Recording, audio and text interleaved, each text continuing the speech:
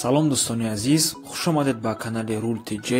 имрӯз баҳри шумо якчанд мошинҳоро пешкаш мекунем ки фавран фурӯхта мешаванд, обмен мешаванд ва аз ҳама муҳимаш кредитам метиҳанд. имрӯз 24 январи соли 2021 1000 рубл 150 сомонӣ, $100 1130 сомонӣ.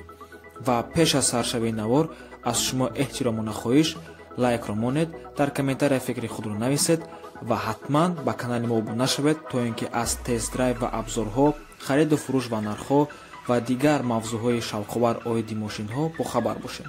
боварӣ дорем пушаймон намешем. рафтем.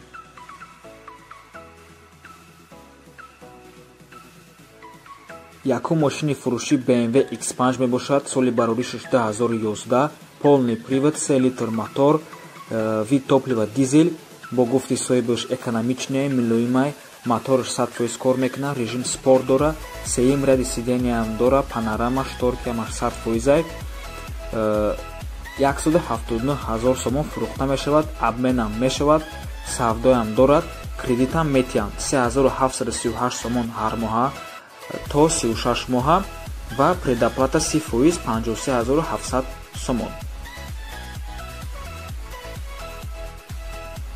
мошини навбатӣ Deo Nexi, соли бароришаш 1994, передний привод, 1.6 мотор, бензин плюс газ, растаможка дора, коробка передач механика. мошин дар ҳолати беҳтарин қарор дора, яксола ҳуҷҷат дора, хадавои мотор балоно нав кадагиай ва полни хадавои пешқафо ай опелай. фақат як нарушка кор дора. тамом нархаш 15500 сомонӣ.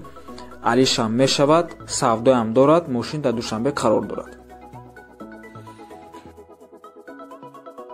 ВАЗ 2115, соли бароришаш 2003, передний привод, 1.6 мотор, 177 000 км пробег, бензин плюс газ, растаможка дора, коробка передач механика. мошин дар ҳолати беҳтарин қарор дорад. мотор инжектор, мотор, кузов, коробка хадавои 100%, краскаш трёхкомпонентняй, аккумулятори нав, магнитофон плюс калонгаҳои нав, салон айпеши мошин то багаж губкават кардагӣ тоза бо чихолҳои бамбуки турецкӣ.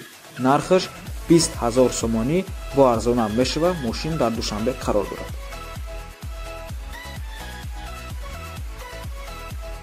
мошини навбатӣ як мошин мебошад ки дар тористон хеле кам аст. ин Opel Insignia, соли бароришаш 2009, кузов хэтчбек, передний привод, 2 литр мотор, вид топлива дизель, растаможка дора, коробка передач механика. нархи мошин 75 000 сомонӣ, бо савдо мешава. мошин дар матчоф қарор дорад.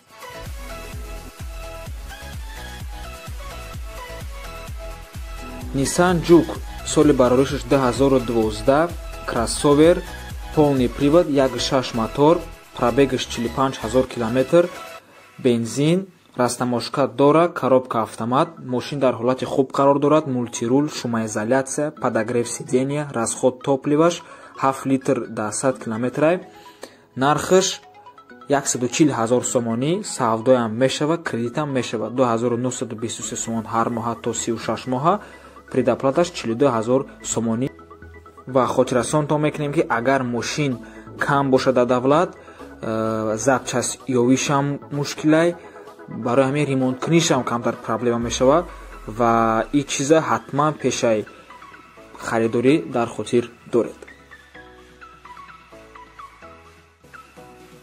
Mercedes-Benz E550 4matic, яъне ки полный привод, 5.5 литр мотор, бензин, коробка автомат, старт-стоп, кожаный салон, обогрев, вентиляция сидения, массаж сидения, хуласи гап наворотҳои бисёр дора. расходаш 12 тақрибан 13 литр, документош то 2021 сола. нархаш 150 000 сомонӣ, савдоям дора, кредитам дора 3132 сомонӣ ҳар моҳа, бо пешпардохти 45 000 сомонӣ. мошин айни ҳол дар душанбе қарор дорад. занг занед, савдо кунед. мошини навбатӣ мошини легендарӣ мебошад. Opel Astra G, соли бароришаш 1999, передний привод, 1.6 литр мотор, вид топливаш бензин, растаможка дора, коробка передач механика, балонош 16 пачка, аккумулятор пачка, хадавои звук надора, AUX USB стереосистема, алиш, қарз, рассрочка ва бе маслиҳати дӯст ва волидайн фурӯхта намешавад. Конкретни харидор марҳамат аз пеш бо суҳбат мекунем, мега соҳиби мошин. Нархаш 45 000 сомонӣ. Мошин дар Душанбе қарор дорад.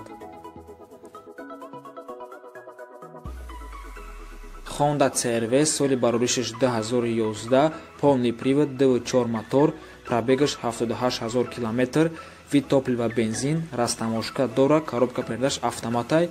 Як моҳ пеш айвагон фурмад, коробка мотор хадавои час 1000% гуфти соҳиби мошин. Танировка, документ 1 сола, 5 баллони нав, мешини ҳай мекунӣ фақат.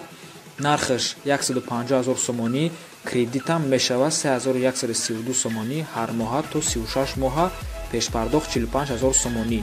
Ва ҳамаи ҳамин чизе ки мо мегӯем кредит, пешпардохт, ҳамаи ҳамин кредито через Алиф банк мегзарад. дӯстони азиз, мошин дар Душанбе қарор дорад.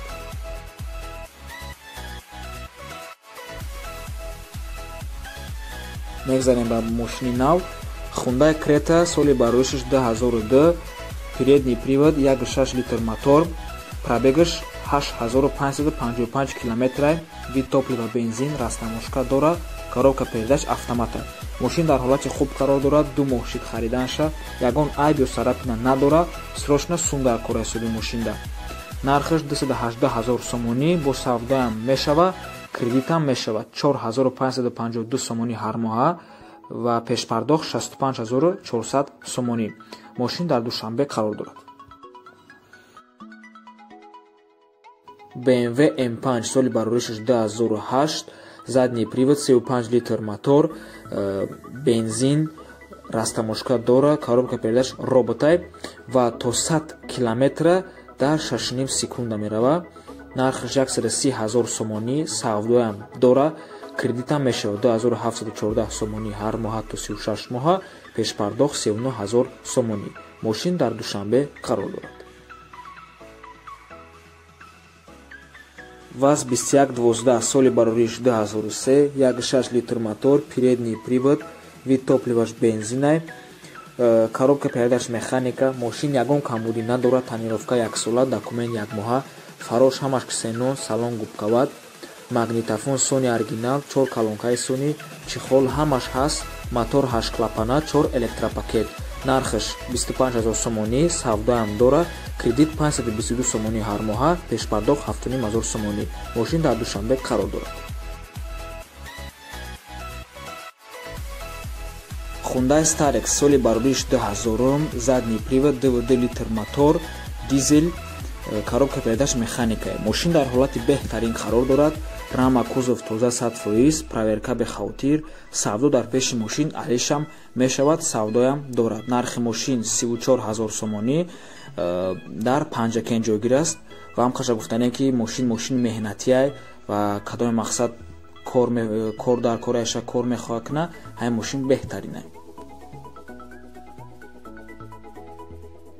Opel Vectra B соли барориш 2001, передний привод, 1.8 литр мотор, бензин плюс газ, коробка передач механика. Мошин фавран фурӯхта мешавад бо нархи 51 000 сомонӣ, савдоям дорад, дар шаҳри Кӯлоб ҷойгир аст.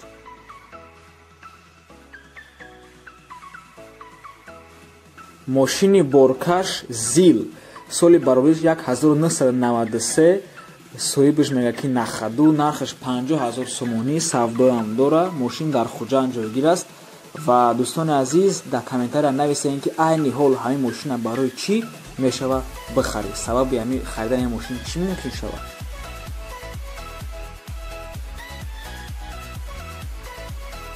Opel Astra G соли барориш 2000, передний привод, 1.6 литр мотор, бензин плюс газ, коробка передач механика. Срочно фурӯхта мешавад, алиш намешавад, дар ҳолати хуб қарор дорад, кондитсионерам дорад. Нархаш 45 000 сомонӣ, савдоям мешава, дар Душанбе қарор дорад, кредитам дора 939 сомонӣ ҳар моҳа кредит, 135 000 сомонӣ пешпардохт. Kia Sportage соли барориш 2012, полный привод, 2 литр мотор, бензин плюс газ, коробка передач автоматай. круиз контроль, мультирул, климат контроль, парктроник ҳамаш 100%, тео ҳамаш кадагиай, лекин як чанд расход дора, лабавояш камтар шикастагиай, тонировкаш тамом шудагиай ва кузовда камтар царапина дора. Обмен намешава, савдоам мешава фақат дар пеши капот. Нархаш 125 000 сомонӣ, кредитам мешава 2610 сомонӣ ҳар моҳа, 37 500 сомонӣ пешпардохт. Мошин дар Душанбе қарор дорад. Ва ин буд охирон мошинмон. ҳатман лайкро монед, подписатсия кунед. То бози дӯстони азиз.